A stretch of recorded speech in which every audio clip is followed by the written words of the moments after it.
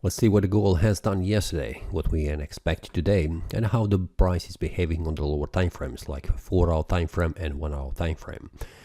Yesterday the price formed a strong bullish candle. We can see that this larger wick was on the lower side, smaller wick was on the upper side, and currently the price is still rising in value. Yesterday the strong bullish candle has continued after the price has formed this bullish breakout about 3054.37. We can see that, and the price do not shows any sign of bearish sentiment, any kind of supply zone here on the chart, where we can see that we have a daily resistance levels. These are the daily resistance levels 3125.55 I created today, and 3175.73 also created today because of the Fibonacci expansion to see where is potentially the next resistance level. Will these resistance level be respected? We will see that in the future. But for now, as it looks, the gold is showing no signs of weakness and it is still continue to rise in value. Yesterday, if we take a look here on the 1-hour time frame and the 4-hour time frame, we'll see that the price has formed yesterday a bullish breakout above 3125.55. You can see that, and the price is continuing to rise in value.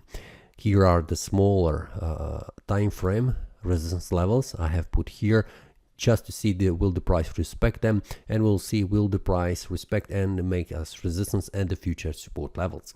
For now, as it looks, there is no sign of weakness for the gold, so I cannot say where the price will return back down, making a retrace. So it's still bullish oriented, and this is something that I'm still watching closely, where the price will respect support and resistance and waiting for a clean breakout.